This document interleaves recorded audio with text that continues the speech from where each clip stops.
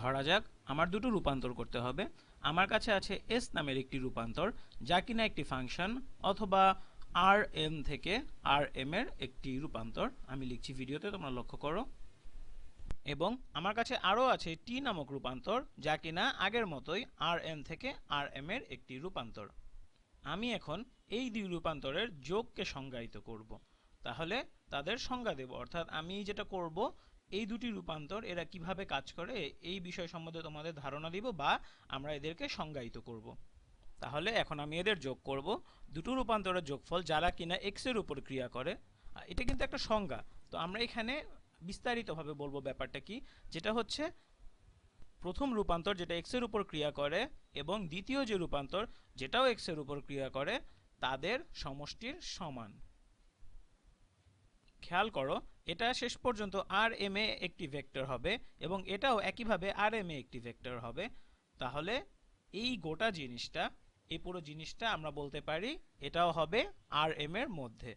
সুতরাং সংজ্ঞানুসারে আমরা বলতে পারি এই এস যোগটি এটি এখনো একটি আর এন এর রূপান্তর, কারণ এটি আর এন থেকে ইনপুট নেবে এবং এটা এখন একটা রূপান্তর আর এন থেকে আর এম পর্যন্ত।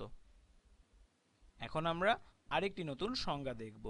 আমি এখন যার সংজ্ঞা দেব, আমি এখানে বেগুনি রং ব্যবহার করি। আমি এখন সংজ্ঞায়িত করব একটি রূপান্তরের স্কেলার গুণিতকের। ধরা যাক সি। এই সি যে কোনো একটি বাস্তব সংখ্যার সদস্য, অর্থাৎ এটি একটি বাস্তব সংখ্যা। সি গুণ রূপান্তর এস যা কিনা এক্স এর উপর ক্রিয়া করে, অর্থাৎ আমি বলতে চাচ্ছি এটি সমান হবে সি গুণ ভেক্টর এক্স এর রূপান্তর। আমি ভিডিওতে লিখছি এটা সমান হবে সি গুণ ভেক্টর এক্স এর রূপান্তর। এবং এটা যেহেতু এক্স এর রূপান্তর, সুতরাং অবশ্যই এটা আর এম এ থাকবে।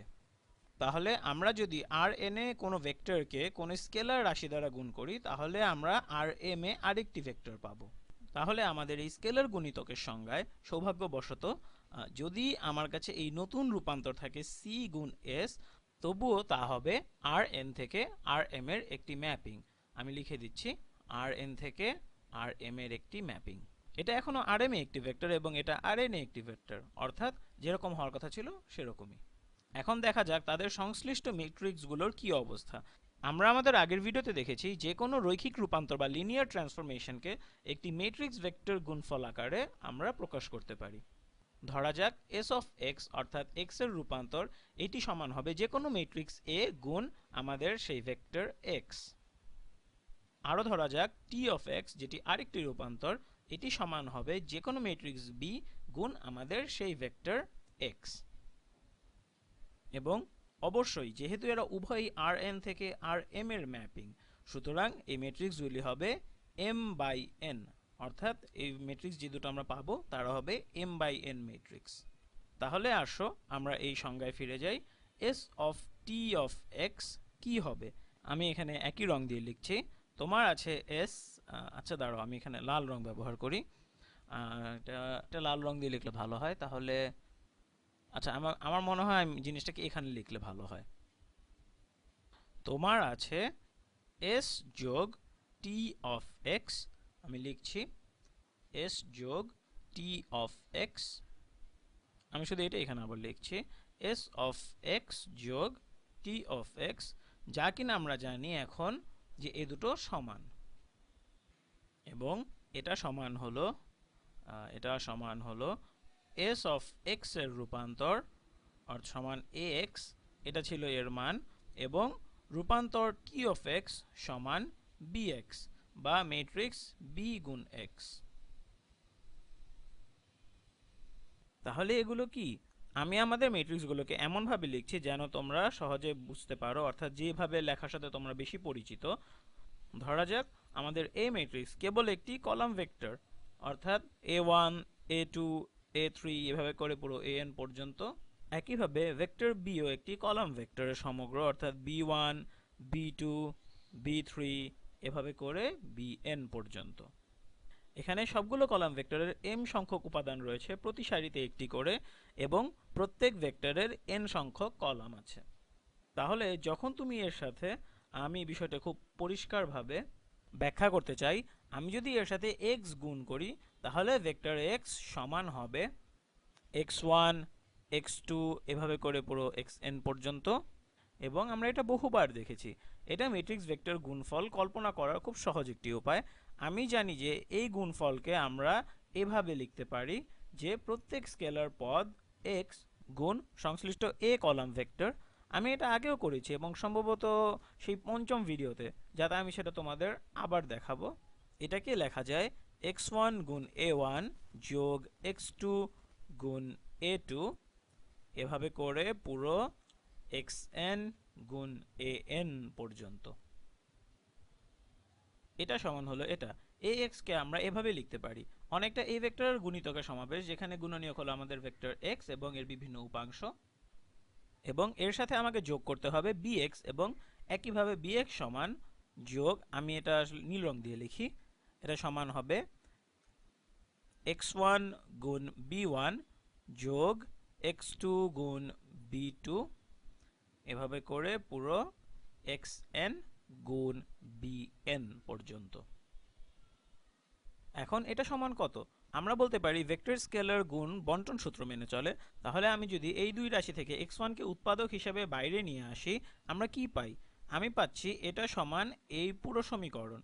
আমি এটা দাগ টেনে দিচ্ছি। দাগ টানলাম কারণ আমি এখানে বলছি না যে এগুলো সমান এই ম্যাট্রিক্সগুলো, বরং আমি বলছি যে এটা সমান এই রাশি যোগ এই রাশি। সুতরাং এর সমান হবে x1, তোমরা লক্ষ্য করো, x1 গুণ a1 যোগ b1 যোগ x2 গুণ a2 যোগ b2। লক্ষ্য করো আমি এই দুটো উপাদানকে এখানে গুণ করেছি। এভাবে করে পুরো xn গুণ an যোগ bn পর্যন্ত। আমি একটু স্ক্রল করে নিচ্ছি ওই পাশে, xn গুণ an যোগ bn। তাহলে এটা সমান কত? এটা সমান কোন একটি নতুন ম্যাট্রিক্স। এসো সেই নতুন ম্যাট্রিক্সটাকে আমরা এখন সংজ্ঞায়িত করি। এবং এটা সমান যে ম্যাট্রিক্সটা হবে, আমরা ধরে নিচ্ছি ম্যাট্রিক্সটা অনেক বড় হবে, বিরাট একটা ম্যাট্রিক্স হবে। এর জন্য বড় করে জায়গা রাখছি এবং এর সাথে গুণ হবে আমাদের ভেক্টর x। ভেক্টর xটাকে আমি সবুজ রং দিয়ে লিখি। ভেক্টর x সমান আমরা জানি x1 x2 এভাবে করে xn পর্যন্ত। তাহলে নতুন ম্যাট্রিক্সটি কি হবে? আসলে এদের গুণফল হবে প্রত্যেক স্কেলার পদের সাথে কলাম ভেক্টরের গুণফল। আমাদের এই কলাম ভেক্টরগুলো হবে আমাদের এখানের এই পদগুলো হবে আমার ম্যাট্রিক্সের কলাম। এটা সমান আমরা একটি ম্যাট্রিক্স ধরে নিতে পারি যার প্রথম কলাম হবে a1 প্লাস b1। আসলে আমরা ওই দুটো ম্যাট্রিক্সের কলাম ভেক্টরগুলোকে যোগ করে দিচ্ছি। এখানে আমাদের দ্বিতীয় কলাম হবে, আমি এখানে একটা রেখা টেনে দিচ্ছি যাতে আলাদাভাবে বোঝা যায়, এটা হবে a2 যোগ b2। এভাবে আমরা অনেকগুলো পাবো এবং শেষ পর্যন্ত হবে an যোগ bn। তাহলে যা ঘটছে তা হলো আমি যখন এই দুই রূপান্তরকে যোগ করেছিলাম তখন আমি তাদের সংশ্লিষ্ট ম্যাট্রিক্স ব্যবহার করেছিলাম, এবং যেভাবে এই রূপান্তর সমষ্টি একটি নতুন রূপান্তর সূচনা করছে, তেমনি এই কিছু ম্যাট্রিক্স মিলে একটি নতুন ম্যাট্রিক্স উদ্ভব ঘটায় এবং সেই ম্যাট্রিক্স পরিণত হয় সংশ্লিষ্ট দুটি ম্যাট্রিক্সের কলাম ভেক্টরের সমষ্টিতে।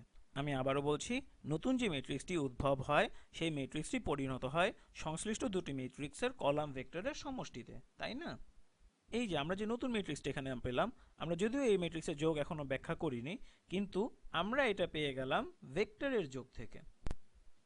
ওই ম্যাট্রিক্স সংশ্লিষ্ট ম্যাট্রিক্স a ও b এর ভেক্টরের যোগের মাধ্যমে তৈরি হয়েছে।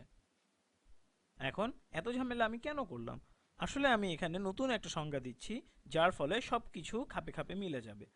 আমি এখানে এই ম্যাট্রিক্সকে a যোগ b, এই ম্যাট্রিক্সটাকে আমি এখানে a যোগ b হিসেবে সংজ্ঞায়িত করছি। আমি ভিডিওতে লিখছি ব্যাপারটা। তাহলে আমার নতুন সংজ্ঞা অনুসারে আমার কাছে যদি দুটো ম্যাট্রিক্স থাকে এবং তাদের মাত্রা যদি একই থাকে, তাহলে তাদেরকে কিন্তু অবশ্যই সমমাত্রার হতে হবে। তাহলে আমি a যোগ b কে একটি নতুন ম্যাট্রিক্সের মাধ্যমে প্রকাশ করছি, যেখানে আমি তাদের সংশ্লিষ্ট কলাম যোগ করে দিচ্ছি। a1 যোগ b1, ঠিক আমি এখানে যেমনটা করেছিলাম সেরকমই। আমি আর পুরোটা লিখছি না, এভাবে যাবে an যোগ bn পর্যন্ত। এখন তোমরা হয়তো এই জিনিসগুলো আগেও তোমাদের বীজগণিতের ক্লাসে দেখেছো, তবুও আমি এটা এখানে করলাম যাতে দেখতে পারি এই কাজের উদ্দেশ্য কি। এখন আমি বলতে পারি পুরো রূপান্তরের সমষ্টি s যোগ t অফ x সমান হচ্ছে s অফ x, আগের এখানে x একটি ভেক্টর ছিল, এর সাথে যোগ হবে t অফ x। এটা সমান হবে a গুণ x যোগ b গুণ x। এখন আমরা বলতে পারি যে এর সমান নতুন একটি ম্যাট্রিক্স যাকে আমরা বলতে পারি a যোগ b গুণ x। আমি আবার বলছি a যোগ b গুণ x। আমি দেখিয়েছি যে এই অংশটুকু আমরা পাই আমাদের রূপান্তরের সমষ্টির সংজ্ঞা অনুসারে, যা কিনা আমরা এই ভিডিওর শুরুতেই আলোচনা করেছি। এরপর আমরা এই কাজগুলো করে এই গুণফলকে এই কলাম ভেক্টর গুণিতক আকারে প্রকাশ করে আমরা এই নতুন ম্যাট্রিক্সটি পেলাম, যাকে আমি a যোগ b হিসাবে সংজ্ঞায়িত করছি। আমি পুরো জিনিসটা করলাম কারণ এখন নতুন ধর্ম সম্পর্কে আমরা পরিষ্কারভাবে জানতে পারলাম। দুটো রৈখিক রূপান্তরের সমষ্টি যারা কিনা x এর উপর ক্রিয়া করে এর সমান হলো, তুমি যদি এটাকে ম্যাট্রিক্স ও ভেক্টরের গুণফল হিসেবে ধরে নাও তাহলে এই দুটি ম্যাট্রিক্সের সমষ্টির সমান। এখন এসো একই কাজ আমরা স্কেলার গুণিতকের ক্ষেত্রে করি। আমরা জানি যে c গুণ আমাদের x এর রূপান্তর, এটা সংজ্ঞা অনুসারে আমরা যেভাবে সংজ্ঞা দিয়েছি সেই অনুসারে এটা সমান হবে c গুণ x এর রূপান্তর। তাহলে এটা সমান c গুণ rm এ আমাদের কাছে যে ভেক্টরটি আছে সেটা। এখন আমরা জানি s অফ x সমান আমরা বলতে পারি ax, তাহলে এটা সমান হবে c গুণ a গুণ x। আবার আমরা জানি যে ax কে আমরা লিখতে পারি c গুণ x1 গুণ a এর প্রথম কলাম ভেক্টর অর্থাৎ a1 যোগ x2 গুণ a2, এভাবে করে পুরো xn গুণ an পর্যন্ত। এখন এর গুণফল কি হবে? আমরা c কে বন্টন করে দিতে পারি কারণ এটা স্কেলার গুণফল। তাহলে আমরা কি পাই? যেহেতু c এবং x উভয় স্কেলার সেহেতু আমরা তাদের অবস্থান পরিবর্তন করতে পারি, এবং যেহেতু আমরা জানি যে এই গুণ বন্টন সূত্র মেনে চলে সেহেতু আমরা লিখতে পারি এটাকে এভাবে একটু পরিবর্তন করে x1 গুণ ca1 যোগ x2 গুণ ca2, এভাবে করে পুরো xn গুণ can পর্যন্ত। এখন এর মান কত? এটা সমান হবে একটি নতুন ম্যাট্রিক্স, যে নতুন ম্যাট্রিক্স গুণ x। এখানে তাহলে একটা নতুন ম্যাট্রিক্স আঁকি, ধরি এটা হবে আমাদের নতুন ম্যাট্রিক্স, এর সাথে গুণ হবে x1 x2 এভাবে করে পুরো xn পর্যন্ত। তাহলে এই নতুন ম্যাট্রিক্সটি কি? এর কলামগুলো কি হবে? এর কলামগুলো হবে এটা, এটা এবং এটা। তাহলে কলামগুলো হলো ca1 ca2 এভাবে করে পুরো can পর্যন্ত। এখন প্রশ্ন করতে পারো কেন আমি অনুশীলন করলাম? দেখো এটা কি দারুণ হবে না? যে খেয়াল করো আমার সংজ্ঞা অনুসারে এই রূপান্তর স্কেলার গুণিতক সমান এই স্কেলার গুণ এই রূপান্তর যা কিনা কোনো ভেক্টরের উপর ক্রিয়া করে।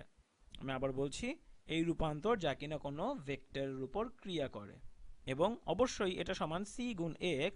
এবং এটা খুব চমৎকার হয় যদি আমি একে এমন একটি নতুন ম্যাট্রিক্স হিসেবে সংজ্ঞায়িত করতে পারি যার সাথে x গুণ আকারে আছে, কারণ এটা সমানও কিন্তু একটি রৈখিক রূপান্তর বা লিনিয়ার ট্রান্সফরমেশন। এবং আমি এই নতুন ম্যাট্রিক্সে সংজ্ঞায়িত করব, এটা আবারও একটি সংজ্ঞা। আমি সংজ্ঞাটা এভাবে দিচ্ছি যে এটা হলো এমন একটি ম্যাট্রিক্স যা কিনা c গুণ a এর সমান। আমি আবার বলছি, যা কিনা c গুণ a এর সমান। তাহলে এখন আমাদের কাছে এই সংজ্ঞা রয়েছে c গুণ a। আমি যদি যে কোনো স্কেলার এবং কোনো ম্যাট্রিক্স গুণফল নিই তাহলে সমান হবে c গুণ প্রত্যেকটি কলাম ভেক্টর। আর আমরা জানি কি ঘটে যখন তুমি কোনো স্কেলারকে, আমি এটা লিখে ফেলছি, c গুণ a1 c গুণ a2, আমি এগুলোকে আবার লিখছি এভাবে করে পুরো c গুণ an। এটা আসলে কি? তুমি জানো যে তুমি যদি কোনো স্কেলার দিয়ে কোনো ভেক্টরকে গুণ করো তাহলে আসলে তুমি প্রত্যেক উপাংশকে এই স্কেলার দিয়ে গুণ করছো। তাহলে এটা সমান হলো এই ম্যাট্রিক্সের প্রত্যেক উপাদানকে c দ্বারা গুণ করা। এই ভিডিও দেখে তুমি বলতে পারো আমি তো বীজগণিতের ক্লাসে অনেক আগেই এই ম্যাট্রিক্সের সাথে এই স্কেলার গুণ করা বা দুটো ম্যাট্রিক্স যোগ করা শিখে এসেছি, তাহলে আমি কেন এত ঝামেলা করে রূপান্তরের সমষ্টি এবং ম্যাট্রিক্সের সমষ্টি শেখাতে গেলাম? আমি আসলে এই কষ্টটুকু করলাম কারণ আমি তোমাদের বোঝাতে চাচ্ছি যে এমন কোনো কারণ নেই যে যা দ্বারা আমরা নির্দিষ্ট করতে পারি যে ম্যাট্রিক্স বা তাদের যোগ, গুণ বা রূপান্তরের যোগ এভাবেই সংজ্ঞায়িত হতে হবে। যদিও এগুলো স্বাভাবিকই আছে, আমি তোমাদের দেখাতে চাই যে গাণিতিক জগতে তারা এমনভাবে তৈরি হয়েছে যে তাদের এমন কিছু সুন্দর ধর্ম থাকে। এজন্যই আমি এই ভিডিওটি তৈরি করেছি। আগামী ভিডিওতে আমরা আরও কিছু ম্যাট্রিক্স যোগ এবং স্কেলারের গুণ কাজ করব, এটা নিশ্চিত করার জন্য তুমি তোমার বীজগণিত ক্লাসে যা শিখেছিলে তা তোমার মনে আছে কিনা। যদিও এই কাজগুলো খুবই সহজ, তারপরেও আমি আবার সেই কাজগুলো করব।